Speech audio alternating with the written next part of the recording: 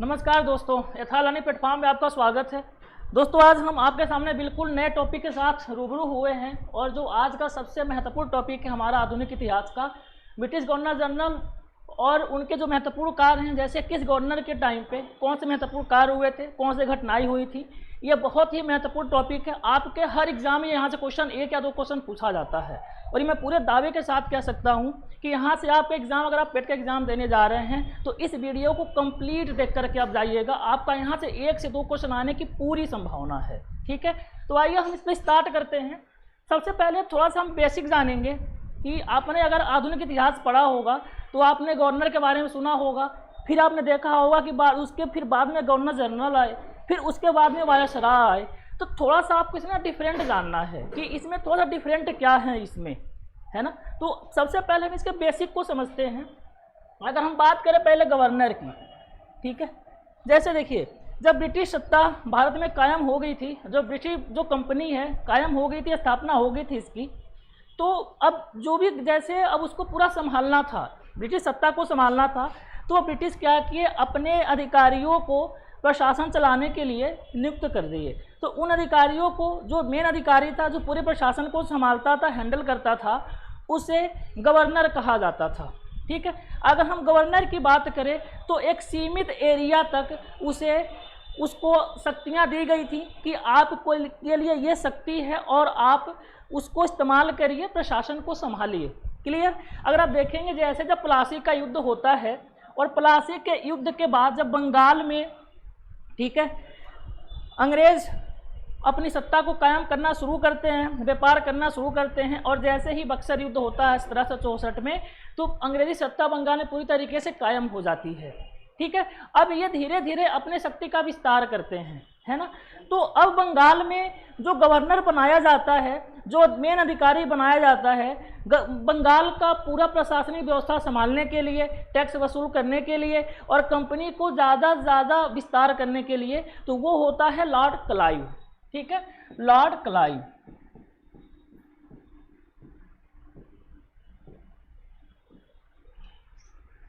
Sorry, ये Robert Clive था। ठीक है, अब देखिए, रॉबर्ट क्लाइव को सबसे पहला गवर्नर बंगाल का बनाया जाता है।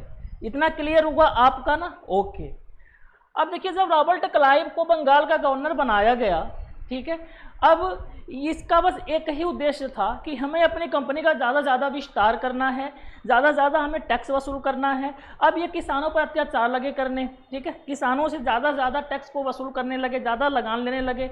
अब धीरे धीरे क्या हुआ, इनका जो पूरा ध्यान था वो ज़्यादा से ज़्यादा व्यापार करने पर था। अब जो किसान थे, जो कृषि कार्य करते थे, अब धीरे धीरे जो कृषि कार्य होता था, धीरे धीरे जो उसका उत्पादन क्षमता है ना किसानों की, धीरे कम होने लगी। ठीक है, क्यों कम होने लगी? क्योंकि जो अंग्रेज थे, ठीक है, ये व्यापार करने के चक्कर में ना जो कृषि कार्य होता था उस पर ध्यान नहीं देते थे। यानी जो कृषि होती थी, जो खेत था ना, उसकी उर्वरता शक्ति कम हो गई और धीरे धीरे उत्पादन घटने लगा। और जब उत्पादन घटने लगा तो अब जो किसान थे, अब ये गाँव छोड़कर शहर की ओर पलायन करने लगे। इससे क्या हुआ, कंपनी को बहुत ज़्यादा नुकसान हुआ। ठीक, अब ये बात कहाँ पहुँची? इंग्लैंड पहुँची। अब वहाँ की महारानी एक अगले अपने अधिकारी को भेजती हैं भारत, जिसका नाम होता है Warren Hasting. Warren Hasting Bharat में आता है और कंपनी की सभी खूबियों को देखता है और उसके बाद ये पाता है कि जितने इसमें कर्मचारी हैं कंपनी के, वो सभी भ्रष्टाचार में लिप्त हैं। ठीक है, इतना बात आपको समझ में आया। अब वो जब भ्रष्टाचार में लिप्त कर्मचारियों को पाता है तो उसके बाद 1773 में रेगुलेटिंग एक्ट पास करवाता है ब्रिटिश सरकार के द्वारा, और जिसके तहत कंपनी को रेगुलेट किया जाता है ताकि जो भ्रष्टाचार में लिप्त जो कर्मचारी हैं कंपनी के, ठीक है, उनको निकाला जाए, है ना, उन पे कार्रवाई की जाए और कंपनी को एक सही दिशा में ला करके खड़ा किया जाए। तो उसमें से जो रॉबर्ट क्लाइव है, इसको भी भ्रष्टाचार में लिप्त पाया जाता है। इसे बुला लिया जाता है कहाँ? इंग्लैंड। इस पर कार्रवाई होती है, इंक्वायरी बैठती है, भ्रष्टाचार में लिप्त पाया जाता है, फिर दोबारा इसको भारत में भेजा जाता है।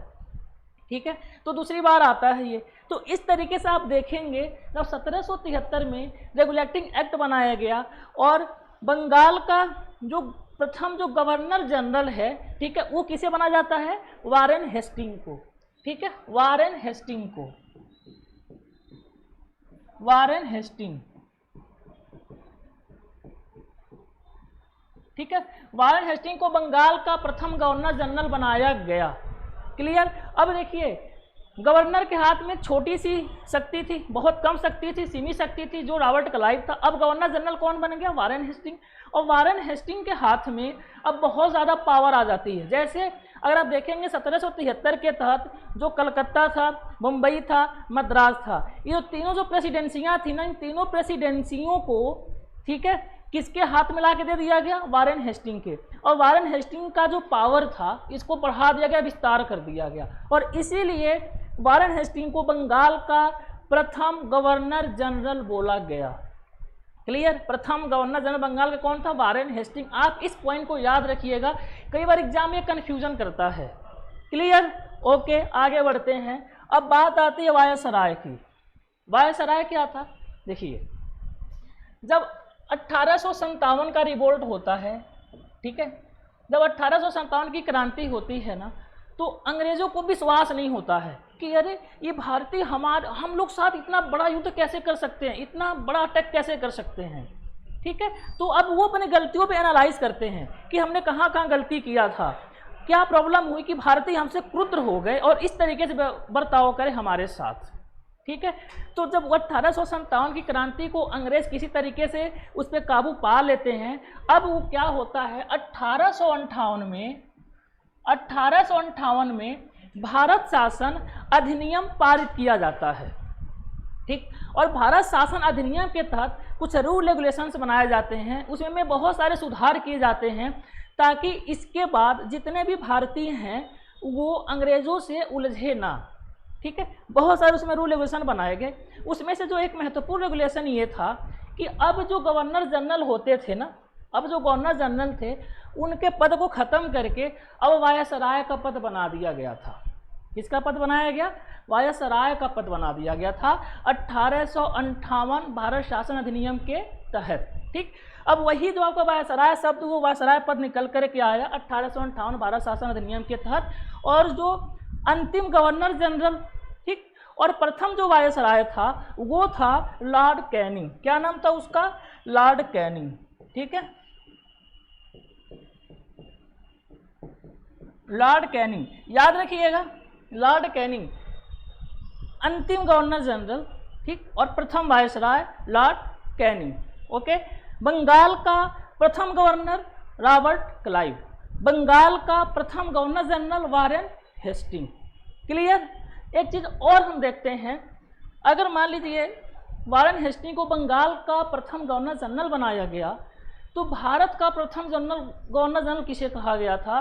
तो अब देखेंगे तो चार्टर एक्ट लाया गया था 1833।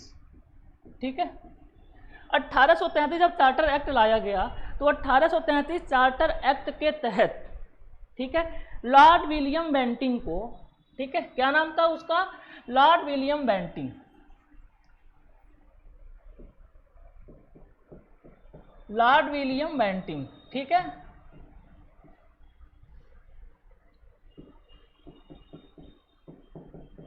ठीक है, लॉर्ड विलियम बेंटिंग को 1833 चार्टर एक्ट अधिनियम के तहत इसे अब पूरे भारत का गवर्नर जनरल बना दिया गया। अब यहाँ से आपके 4 पॉइंट क्लियर हुए। ठीक, पहला, बंगाल का प्रथम गवर्नर रॉबर्ट क्लाइव, बंगाल का प्रथम गवर्नर जनरल वारेन हेस्टिंग। ठीक, उसके बाद भारत का यानी पूरे भारत का governor general Lord William Bentinck, अंतिम गवर्नर जनरल और प्रथम वायसराय लॉर्ड कैनिंग। ठीक, तो ये कुछ बेसिक पॉइंट थे गवर्नर जनरल के, तो हमें उम्मीद है कि आपको पूरा क्लियर हुआ होगा। ठीक है, और अगर आपको किसी प्रकार की समस्या आती है, ठीक है, तो आप कमेंट बॉक्स में ज़रूर हमें बताइए, उस पर हम लोग विचार करेंगे। ठीक है, और आप हमारे इस वीडियो को पूरा देखिए, शुरू से लास्ट तक आपका सारा कॉन्सेप्ट हम क्लियर कर देंगे। ओके, तो आइए अब हम ये समझते हैं आगे कि अब जितने भी गवर्नर जनरल हुए, जितने भी महत्वपूर्ण गवर्नर जनरल हुए, उनके समय में कौन कौन से महत्वपूर्ण कार्य किए गए, कौन कौन सी घटनाएं हुई। तो यहाँ से अब एग्जाम में क्वेश्चन 100% पूछा जाएगा। ठीक है, आइए अब आगे बढ़ते हैं। अब देखिए बंगाल के गवर्नर की पहले हम बात करेंगे, है ना। बंगाल के गवर्नर की सबसे पहले हम बात करेंगे तो सबसे पहला नाम आता है रॉबर्ट क्लाइव का। अगर हम इसका टाइम पीरियड देखें तो 1757 से 1760 ईस्वी तक फर्स्ट टाइम में चलता है और सेकंड टाइम में 1765 से 1767 तक चलता है, जो मैंने अभी आपसे पहले इसका डिस्कस कर चुका है। क्योंकि रॉबर्ट क्लाइव भ्रष्टाचार में लिप्त था, ठीक। जब वारेन हेस्टिंग आता है तो इंक्वायरी बैठाई जाती है इसके खिलाफ, इसको फिर कहाँ इंग्लैंड बुला लिया जाता है, फिर दोबारा इसको भारत में भेजा जाता है। तो पहली बार में जब देखेंगे तो 1757 से 60 तक ये शासन किया, यहाँ पर गवर्नर बनकर था, और 1765 से 1767 तक ये दोबारा आया भारत में, ठीक है। उसको दोबारा गवर्नर बनाया गया था। तो इसमें आप देखेंगे 1765 में जब ये आया तो इसने इलाहाबाद का संधि किया था, ठीक है। इलाहाबाद की संधि इसको कब की गई थी? 1765 में, ठीक है। उसके बाद जब 1765 में इलाहाबाद की संधि किया और इलाहाबाद की संधि के बाद इसके द्वारा बंगाल में द्वैध शासन की शुरुआत करी गई थी, क्लियर। और वहीं से अब बंगाल में अंग्रेजों का आधिपत्य पूरी तरीके से शुरू हो जाता है। अब आइए देखते हैं रॉबर्ट क्लाइव के बारे में और महत्वपूर्ण क्या जानकारियां मिलती हैं आपको। जैसे प्लासी युद्ध जीतने के बाद क्लाइव को बंगाल का प्रथम गवर्नर बनाया गया था। ये जनरल, इसको आप नेगलेक्ट करिएगा, ये मिस प्रिंट हो गया है। तो प्रथम जो गवर्नर था कौन सा बनाया गया था बंगाल का? Robert Clive. कब बनाया गया? प्लासी युद्ध के बाद, जब प्लासी का युद्ध जीता उसके बाद, क्लियर। चलिए अब हम महत्वपूर्ण घटनाएं देखते हैं, इसके बारे में कौन कौन सी महत्वपूर्ण घटनाएं हुई थी। जैसे देखिए दीवानी की प्राप्ति, दीवानी की प्राप्ति यानी द्वैध शासन शुरू हो गया था, ठीक है। इसके टाइम पे मतलब ये था कि अब इनको ये था कि हम ज़्यादा से ज़्यादा अब बंगाल में टैक्स वसूल कर सकते हैं। क्यों? क्योंकि बंगाल में अब इसके पहले जो नवाब हुआ करते थे और जो उसमें जो खतरनाक नवाब देखेंगे ना, जो खतरनाक था, जिनको सबसे डर लगता था अंग्रेजों को, कौन था वो? सिराजुद्दौला। अब प्लासी के युद्ध में सिराजुद्दौला के सब हरा देते हैं, उसकी मृत्यु हो जाती है। अब ये अपने मन चाहा नवाब बना देते हैं, सब घूस दिए रहते हैं। उसका क्या नाम था? मीर जाफर, ठीक है। अब ये मीर जाफर को कठपुतली बना करके और जितना ज़्यादा हो सकता था खूब टैक्स वसूल करते थे, ठीक, खूब टैक्स वसूल करते थे। तो अब इन्हें दीवानी की प्राप्ति भी हो गई, ठीक। दूसरा, व्यापार समिति का इन्होंने गठन किया कि व्यापार को हमको कैसे फैलाना है, उसको कैसे विस्तार करना है, ठीक। तो व्यापार समिति का गठन किया गया था इसके समय पे, किसके? रॉबर्ट क्लाइव के, क्लियर। श्वेत विद्रोह हुआ था। श्वेत विद्रोह मतलब ये है, अंग्रेजी जो कंपनी थी ना, जो ईस्ट इंडिया कंपनी थी, इनके अधिकारियों में ही, ठीक है, टैक्स को लेकर के, है ना, विद्रोह हुआ था। तो जो अंग्रेज उनको गोरा कहा जाता था ना, तो इसी वजह से उस विद्रोह को कहा गया श्वेत विद्रोह, क्लियर। चलिए द्वैध शासन आप लोग समझ ही गए हैं। द्वैध शासन में क्या था? जो दीवानी कार्य था ये अंग्रेजों को मिल गया था, अंग्रेज ले लिए थे। और जो निजामत का कार्य होता था ये किसके पास था? नवाब के पास। यानी जो प्रशासनिक कार्य नवाब संभालेंगे और जो टैक्स वसूलने का जो कार्य होता था वो कौन संभालेंगे? अंग्रेज संभालेंगे। तो इस तरीके से इस व्यवस्था को द्वैध शासन व्यवस्था कहा गया। और ये बहुत ही महत्वपूर्ण एग्जाम में आपको ये पूछा जाता है कि द्वैध शासन की शुरुआत किसके द्वारा की गई थी? किसके द्वारा की गई थी? Robert Clive. ओके, चलिए आगे बढ़ते हैं हम। अब देखिए एक और व्यक्ति था, उसका नाम था हालवेयर। इसके द्वारा जो ब्लैक होल की जो घटना घटित हुई थी सिराजुद्दौला और अंग्रेज के बीच में, ठीक है, तो उसका इसने वर्णन किया था ब्लैक होल की घटना को लेकर के। कब हुआ था ब्लैक होल की घटना? 1756 में, ठीक है। ये क्या था? सिराजुद्दौला के द्वारा कुछ अंग्रेजों को एक बंद कोठरी में, एक बहुत छोटी सी कोठरी थी, बंद कोठरी में लगभग 150 के आसपास अंग्रेजों को बंद कर दिया था, बाहर से लॉक कर दिया था। और जब सुबह निकाला गया तो समझे कुछ अंग्रेज केवल 20-25 के पास, जो अंग्रेजों की जो संख्या थी वह बच गए थे। तो इसीलिए इस घटना को ब्लैक होल का घटना कहा गया। ये भी क्वेश्चन बहुत ही इंपॉर्टेंट यहाँ से बनता है। उसके बाद हम देखते हैं, अब जैसे देखिएंगे तो वेंसी स्टार्ट, ठीक है, और वेरेलस्ट और कार्टियर, ये जो तीनों आपको दिखाई दे रही है ये भी तीनों गवर्नर ही थे और ये बंगाल के गवर्नर से संबंधित हैं। तो आप इनको भी याद रखिएगा। लॉर्ड क्लाइव के अलावा ये भी बंगाल के गवर्नर रह चुके थे तीनों। वेंसिस्टार्ट है, वेरेलस्ट और कार्टियल है।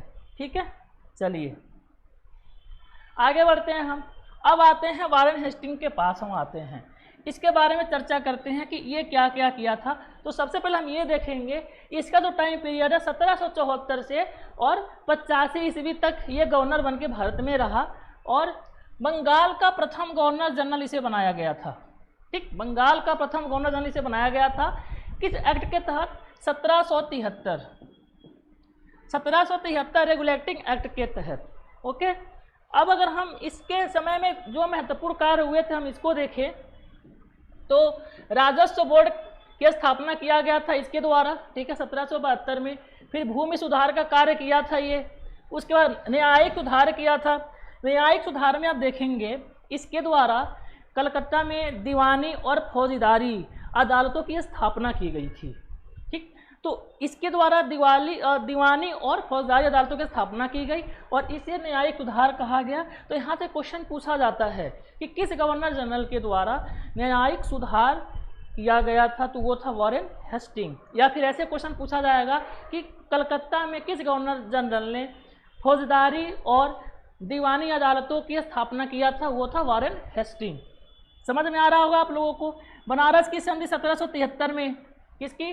बनारस की संधि 1773 में इसके द्वारा की गई थी। उसके बाद फैजाबाद की संधि हुई थी इसके टाइम पे 1775 में। ठीक है, फिर एशियाटिक सोसाइटी या बंगाल, ये बहुत ही महत्वपूर्ण है। ठीक है, एशियाटिक सोसाइटी या बंगाल की स्थापना 1784 में इसके समय पर की गई थी। किसके समय पर की गई थी? वारेन हेस्टिंग के समय पर की गई थी। किसके समय पर? वारेन हेस्टिंग के समय पर की गई थी। ओके, चलिए उसका देखें तो नंद कुमार पर महाभियोग 1775 में लगाया गया।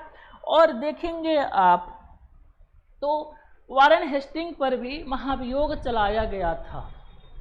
ठीक है, वारेन हेस्टिंग पर भी महाभियोग चलाया गया था। इस पर भी क्वेश्चन पूछा जाता है कि किस गवर्नर जनरल के ऊपर महाभियोग चलाया गया?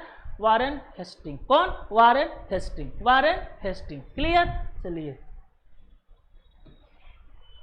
अब हम आगे बढ़ते हैं और जो हमारा अगला महत्वपूर्ण गवर्नर जनरल है इसका नाम है लॉर्ड कॉर्नवालिस। इसका टाइम पीरियड अगर हम देखेंगे तो 1784 से 93 के बीच ये गवर्नर पद पर आसीन था।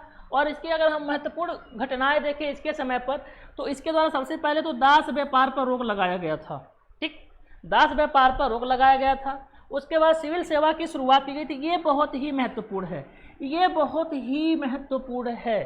क्वेश्चन पूछा जाता है कि भारत में सिविल सेवा का जनक किसे कहा जाता है या किस गवर्नर जनरल को कहा जाता है? ये था कॉर्नवालिस। कौन था? कॉर्नवालिस। सिविल सेवा का जनक या सिविल सेवा की शुरुआत किसके द्वारा? कॉर्नवालिस के द्वारा किया गया था। इसका टाइम पीरियड क्या है? 1786 से और 93 ईस्वी के बीच में। ओके, उसके बाद देखें तो पुलिस सेवा की शुरुआत भी इसी के द्वारा किया गया था, कॉर्नवालिस के द्वारा। किसकी शुरुआत? पुलिस सेवा की शुरुआत कॉर्नवालिस के द्वारा किया गया था। ठीक है, तो कुछ महत्वपूर्ण जो कार्य थे इसके हमने देखे और भी आगे देखते हैं कौन से महत्वपूर्ण कार्य थे। और अभी तक जितना आपने इसका महत्वपूर्ण कार्य देखा तो सबसे बड़ा जो महत्वपूर्ण कार्य किया गया इसके द्वारा अस्थायी बंदोबस्त। ठीक है, अस्थायी बंदोबस्त, इसको थोड़ा सा हम समझते हैं। देखिए, जब क्लाइव के टाइम पे, ठीक है, कंपनी पूरी घाटे में चली गई थी। अब अंग्रेजों को ये लग रहा था कि हम लोग उसमें सुधार कैसे करें। ठीक, फिर कॉर्नवालिस को भेजा गया। ठीक है, जब कॉर्नवालिस आया तो इसने ये देखा कि कंपनी को जो लगान चाहिए, ठीक है, जो टैक्स चाहिए वो किसानों से मिल नहीं पा रहा। और वो किसानों की समस्या को देखा कि जो कृषि कार्य है, जो उत्पादन है वो अच्छा हो नहीं रहा था, जो खेत थे वो अनुपजाऊ हो गए थे।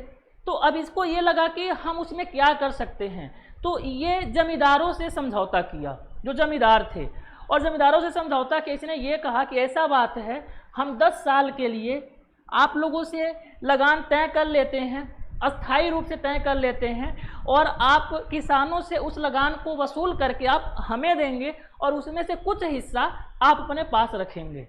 ठीक, तो ये जो व्यवस्था थी, इसी व्यवस्था को अस्थायी बंदोबस्त व्यवस्था कहा गया। ये कितने साल के लिए हुआ था? 10 साल के लिए हुआ था। ठीक है, 10 साल के लिए हुआ था। हालांकि इसमें फिर चेंजिंग किया गया था, क्योंकि अंग्रेज़ों को लगा कि ये उसमें अंग्रेज़ों की ज़्यादा हानि हो रही है, और सही बात है। उसमें होता क्या था, अब ये 10 साल के लिए पूरी तरीके से स्थायी हो गया। अब जो जमींदार थे वो किसानों पे ज़्यादा ध्यान नहीं देते थे, उल्टा ही ज़्यादा से ज़्यादा जो लगान मिलता था अपने पास रख लेते थे और अंग्रेज़ को कुछ ही देते थे। तो इससे अंग्रेज़ को लगा कि इसमें हमें और इसमें चेंजिंग करना चाहिए, तो अस्थायी बंदोबस्त को उसको साइड में करके दूसरा इनका प्लानिंग लाया गया भू राजस्व नीति में। हम जब उसको पढ़ेंगे वहाँ पर तो देखेंगे इसको, बस ब्रीफ में आप समझ लीजिए कि अस्थायी बंदोबस्त क्या था। ठीक, तो अंग्रेज़ों के द्वारा जमींदारों से 10 साल के लिए अस्थायी रूप से लगान व्यवस्था को क्या कर लिया गया था, स्थिर कर दिया गया था, समझौता कर लिया गया था, तो उसी को अस्थायी बंदोबस्त कहते हैं। चलिए आगे बढ़ते हैं। सर जॉन शोर के बारे में पढ़ते हैं हम। देखिए, सर जॉन शोर 1793 से 98 ईस्वी के बीच में एक गवर्नर थे, जनरल थे, और जमींदारों को भूमि का वास्तविक स्वामी इनके द्वारा माना गया। ठीक है, इन्होंने ये जो सर जॉन शोर थे, ये जो गवर्नर जनरल था, इसने क्या हुआ, जो जमींदार थे उनको वास्तविक भूस्वामी माना था। यानी किसानों की जमीन थी, खेत किसानों का था, लेकिन किसानों को वास्तविक स्वामी नहीं माना। किसको माना? जमींदारों को माना। ठीक है, तो आगे हम बढ़ते हैं और अब लॉर्ड वेलेस्ली के बारे में देखते हैं। लॉर्ड वेलेस्ली 1798 से और 1805 तक ये रहता है, और इसका जो महत्वपूर्ण कार्य क्या है, सहायक संधि की शुरुआत की गई थी। इसके द्वारा सहायक संधि की शुरुआत की गई थी, और एक महत्वपूर्ण कार्य और है, इसके द्वारा फोर्ट विलियम कॉलेज की स्थापना किया गया था। ठीक है, फोर्ट विलियम कॉलेज, ठीक,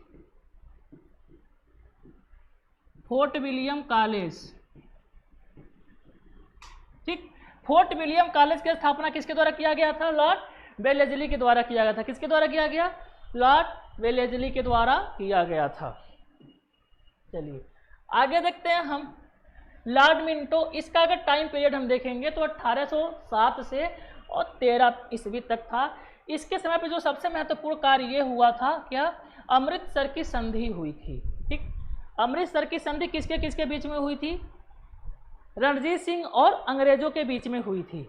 ठीक है, चलिए अब हम आगे बढ़ते हैं। अगला देखते हैं, हमारा जो अगला गवर्नर जनरल है ये है लॉर्ड हेस्टिंग। कौन है? Lord Hasting. अगर हम देखेंगे तो 1813 से 1823 तक जो लॉर्ड हेस्टिंग है, इसका टाइम पीरियड चलता है। अब इसके महत्वपूर्ण कार्य को हम देखते हैं।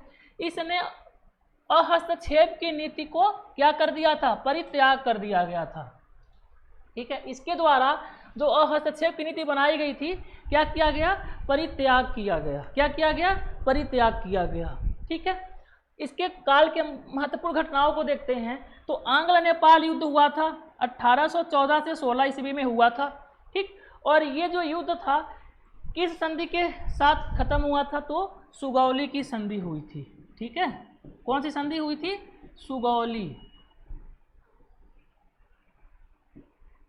सुगौली की संधि हुई थी।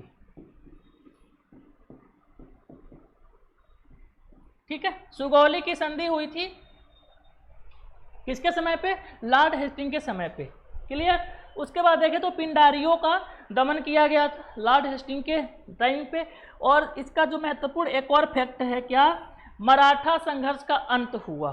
ठीक, मराठा संघर्ष का अंत, जो तीसरा आंग्ल मराठा युद्ध हुआ था, कब हुआ था? 1817 से 19 के बीच में हुआ था। और इसी युद्ध के बाद अब जो मराठा शक्ति थी उसका अंतिम रूप से क्या कर दिया गया? अंत कर दिया गया था। यह बहुत महत्वपूर्ण फैक्ट है आपका, यहाँ से क्वेश्चन 100% बनेगा। ठीक है, चलिए आगे बढ़ते हैं हम। आप लोग वीडियो पूरा देखिए, है ना। और अगर आपने सब्सक्राइब नहीं किया है हमारे चैनल को तो प्लीज़ सब्सक्राइब कर दीजिए और शेयर कर दीजिए, कोने कोने तक पहुंचा दीजिए भारत के। ठीक है ना, ताकि ज़्यादा से ज़्यादा लोग हमारी वीडियो को देखें और इसका पूरा उसका फ़ायदा उठा सकें। ठीक है, चलिए। लॉर्ड विलियम बेंटिंक 1828 से और 35 ईस्वी तक इसका टाइम पीरियड था। यह भारत का प्रथम गवर्नर जनरल बना। देखिए, भारत का प्रथम गवर्नर जनरल किसे बनाया गया था? लॉर्ड विलियम बेंटिंक को। किस एक्ट के तहत 1833 चार्टर एक्ट के तहत, ये मैं आपको बता चुका हूँ पहले ही। क्लियर? ओके, आगे बढ़ते हैं हम। अब इसके समय पे महत्वपूर्ण घटनाएं कौन कौन सी हुई थी इसको जरा देख लेते हैं। तो जब सबसे महत्वपूर्ण घटना हुई थी लॉर्ड विलियम बेंटिंक के समय पर सती प्रथा का अंत। आपको पता है कि उस समय पे सती प्रथा कितनी प्रचलित थी, है ना, कितनी प्रचलित थी। अगर मान लीजिए कोई अगर स्त्री है, अगर उसका किसी व्यक्ति से शादी हुआ है और उसका पति अगर डेथ हो जाता तो सोचिए जिंदा जला दिया जाता था। ये बहुत समझिए घिनौनी प्रथा थी। और एक बात है, जब विलियम बेंटिंक देखा इस प्रथा के प्रति तो बहुत ज़्यादा क्रोध भी हुआ और इसने पूरा अपना मुहिम चलाया। इसने कोशिश किया कि सती प्रथा को ख़त्म करने का। ठीक है, तो ये कब हुआ था? 1829 ईस्वी में। 1829 ईस्वी में सती प्रथा का क्या किया गया था? अंत कर दिया गया था। ये बहुत महत्वपूर्ण है, इसका टाइम डेट हमेशा पूछा जाता है कि सती प्रथा का अंत कब किया गया, किसने किया। ठीक, ये आपको जानना है। क्लियर? ओके। ठगी प्रथा का अंत, ठीक है, ठगी प्रथा का अंत किसके द्वारा किया गया था? विलियम बेंटिंक के द्वारा किया गया था। ठीक है, कब किया गया? ये किया गया था 1830 में किया गया। ठीक है, कब किया गया? 1830 में किया गया। ओके, एक बात और है, यहाँ से एक और क्वेश्चन बनता है आपका कि विलियम बेंटिंक ने ठगी प्रथा का अंत किया, लेकिन किसके सहयोग से किया? ये क्वेश्चन बनता है और बहुत महत्वपूर्ण क्वेश्चन बनता है। तो इसका आंसर हो जाएगा कर्नल स्लीमन। क्या नाम था उसका? Colonel Sleeman. ठीक है, कर्नल स्लीमन के द्वारा ठगी प्रथा का अंत किया गया था 1830 में। फिर सरकारी सेवाओं में भेदभाव का अंत कर दिया गया। ठीक है, विलियम बेंटिंक के द्वारा अंग्रेजी को शिक्षा का माध्यम बनाया गया। ये बहुत महत्वपूर्ण फैक्ट है। अंग्रेजी शिक्षा का माध्यम किस गवर्नर जनरल के समय पर बनाया गया था? कौन? William Bentinck. ओके, ठीक। फिर कलकत्ता मेडिकल कॉलेज की स्थापना किसके द्वारा की गई थी? विलियम बेंटिंक के द्वारा की गई थी, है ना। आप लोग इसको खोल के पी जाइए, यहाँ से आपका निश्चित रूप से एक क्वेश्चन पेट में आने वाला है।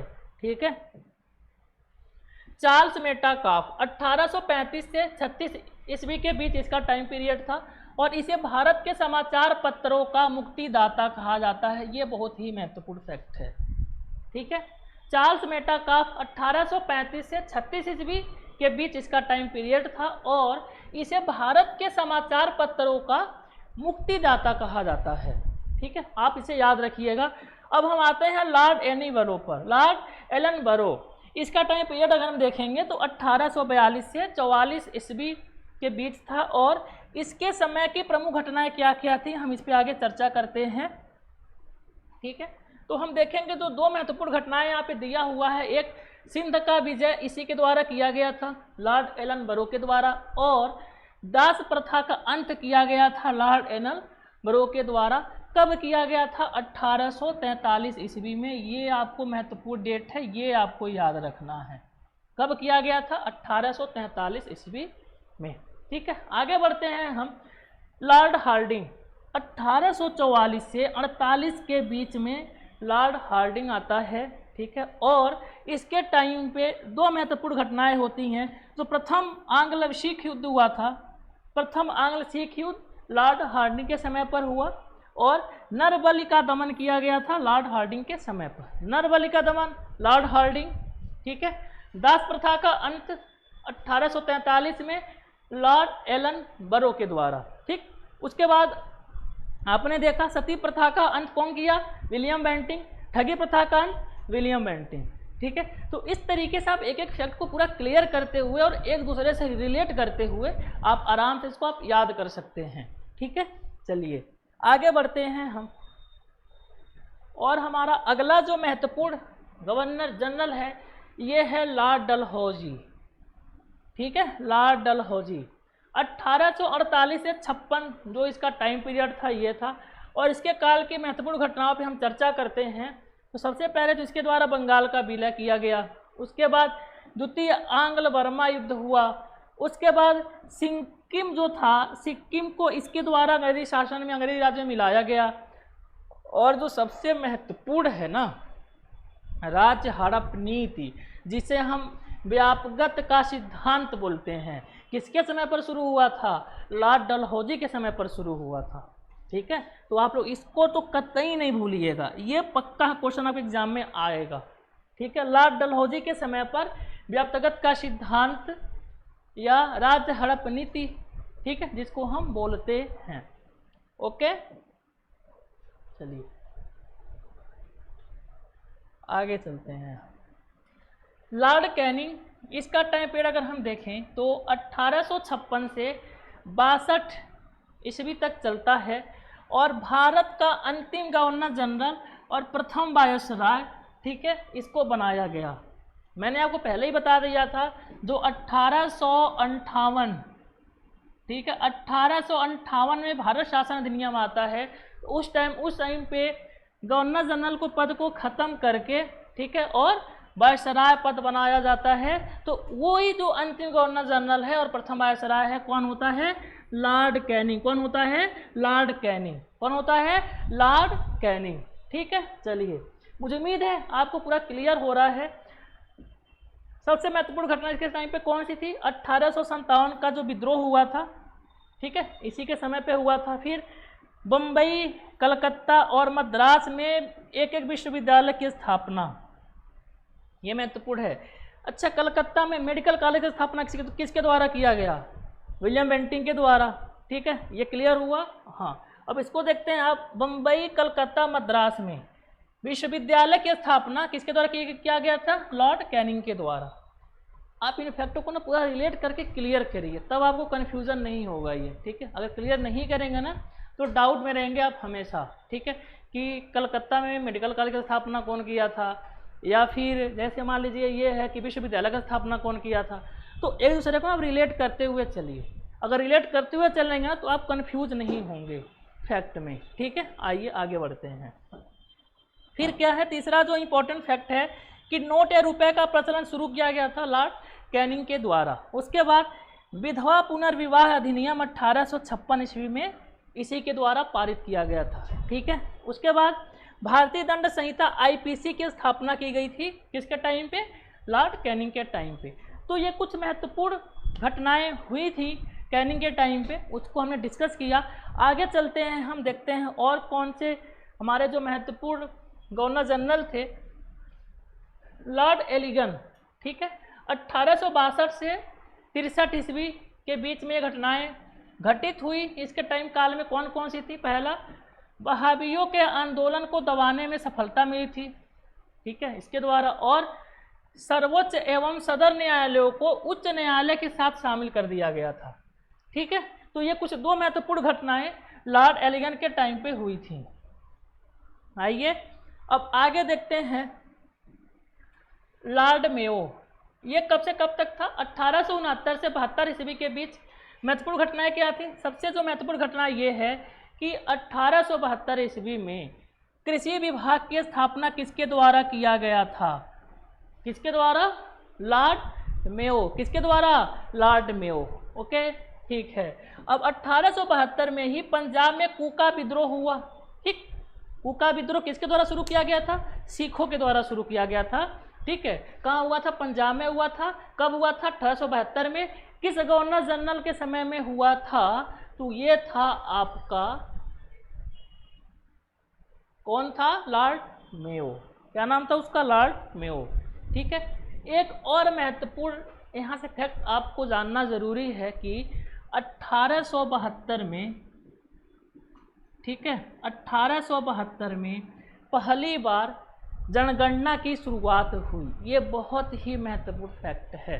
1872 में पहली बार जनगणना की शुरुआत हुई। ठीक है, ठीक है, जनगणना की शुरुआत किसके टाइम पर हुई थी? पहली बार लॉर्ड मेयो के समय पर हुई थी। कब हुई थी? 1872 ईस्वी में। ओके, चलिए आगे बढ़ते हैं हम। और हमारा अगला है,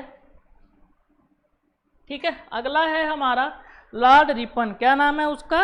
लॉर्ड रिपन। लॉर्ड रिपन का अगर हम देखेंगे तो उसका टाइम जो पीरियड है ये है 1880 से 84, ठीक, 1880 से 84। अगर हम देखेंगे तो ये बहुत ही महत्वपूर्ण फैक्ट आपको मिलने जा रहा है, इसको आपको याद रखना है कि भारत का सबसे लोकप्रिय गवर्नर जनरल कौन था, तो लॉर्ड रिपन। क्यों था, थोड़ा सा इसमें देखते हैं, अभी आपको हम बताते हैं कि क्यों था लोकप्रिय गवर्नर जनरल। देखिए, सबसे पहले तो जब लॉर्ड रिपन आता है तो 1881 ईस्वी में, अब ये क्या करता है, वास्तविक रूप से जो जनगणना है ये हर 10 वर्ष में होना शुरू हो जाता है, ठीक है। 10 वर्ष में जनगणना शुरू कब से होता है, लॉर्ड रिपन के टाइम पे, कब से, 1881 ईस्वी से, ठीक। और पहली बार जनगणना किसके समय पे हुआ था, लॉर्ड मेयो, कब हुआ था, 1872। ओके, चलिए। और दूसरा जो सबसे महत्वपूर्ण कार्य हुआ था इसके समय पे कि स्थानीय स्वायत्त शासन काल का इसके समय पर जन्म हुआ था। जो पंचायती राज इसको हम आज के समय पर बोलते हैं उसको स्थानीय स्वशासन कहा जाता था, उसकी शुरुआत किसके द्वारा किया गया था, लॉर्ड रिपन के द्वारा। स्थानीय स्वशासन की शुरुआत लॉर्ड रिपन, स्थानीय स्वशासन की शुरुआत लॉर्ड रिपन के द्वारा किया गया था। फिर नमक कर को कम कर दिया गया रिपन के द्वारा, ठीक है, इसीलिए इसे इतना उदार गवर्नर जनरल बोला जाता था भारत का, है ना। फिर देखिए 1882 ईस्वी में हंटर कमीशन का गठन किया गया था, ठीक है, हंटर कमीशन का गठन किया गया था 1882 ईस्वी में, है ना। उसके बाद बानकुलर प्रेस एक्ट को रद्द कर दिया गया। जो प्रेस पे प्रतिबंध लगाया गया था ब्रिटिश गवर्नमेंट के द्वारा, ठीक है, जो भारतीय जो प्रेस थे उस पर प्रतिबंध लगाया गया था, तो जब लॉर्ड रिपन आया तो उस जो वानकुलर जो एक्ट था, ठीक है, उसको क्या किया, इसने रद्द कर दिया था। ये बहुत महत्वपूर्ण क्वेश्चन यहाँ से बनता है, ठीक है।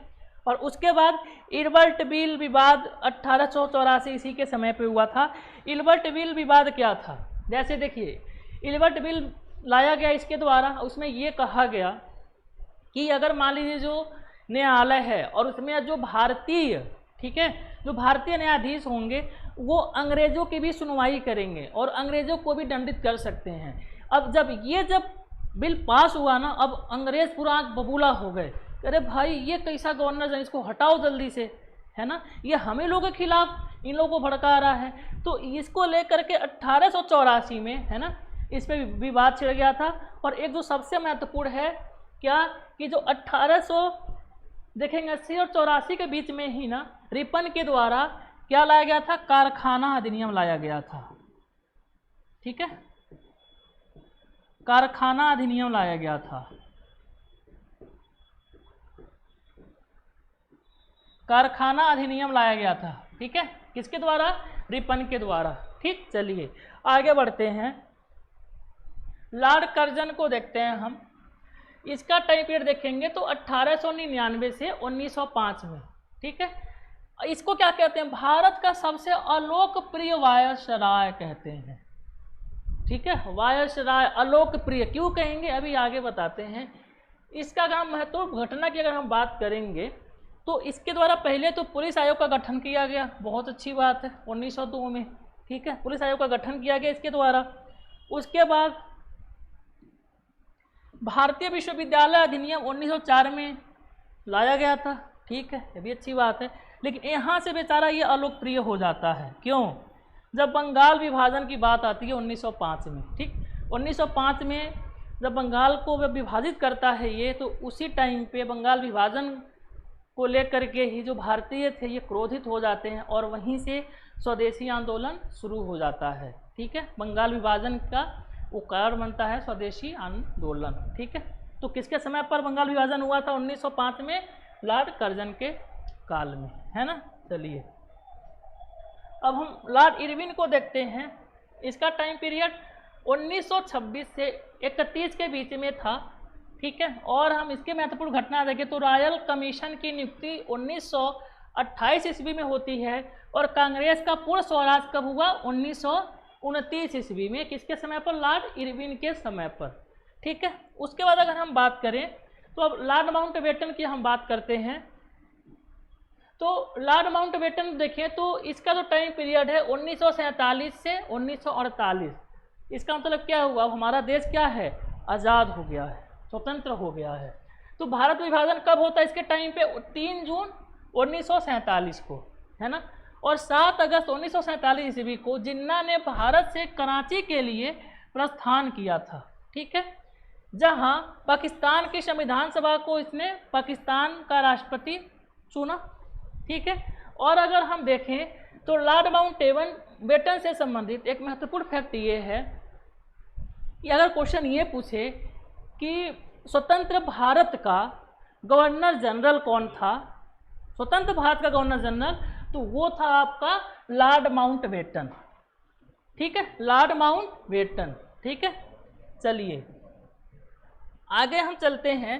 तो सी राजगोपालाचारी 1948 से 50 के बीच में इनका टाइम पीरियड होता है और इसमें यह भारत के अंतिम गवर्नर जनरल थे। और इनके काल की प्रमुख घटनाएं क्या थी, गवर्नर जनरल पद क्या कर दिया गया था, समाप्त करके, और डॉक्टर राजेंद्र प्रसाद को भारत का प्रथम राष्ट्रपति चुना गया था।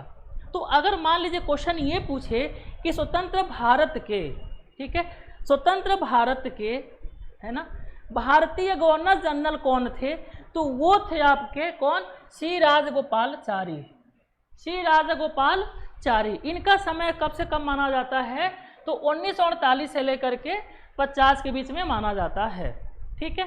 तो आज का जो हमारा वीडियो था, जितने भी महत्वपूर्ण आधुनिक इतिहास के गवर्नर जनरल थे और उनके समय पर जो जो महत्वपूर्ण घटनाएं हुई थी, ठीक है, हमने इसमें पूरा डिटेल डिस्कस किया, आपको पूरा हमने बेसिक बताने का पूरा कोशिश किया है। और उम्मीद है कि आपको हमारी वीडियो पसंद आई होगी। और आपने अभी अगर हमारा चैनल सब्सक्राइब नहीं किया है तो प्लीज़ सब्सक्राइब करिए और उसके साइड में आपको बेल आइकन दिख रहा होगा, उसको प्रेस ज़रूर करिए, ताकि ये जो हमारी वीडियो हैं आपको टाइम टू टाइम मिलती रहें। तो ऐसे ही और भी जो महत्वपूर्ण टॉपिक है उनके साथ आपसे हम फिर मिलेंगे अगले क्लास में। तो आज के लिए इतना ही, और हमारा आज का वीडियो देखने के लिए आपको धन्यवाद।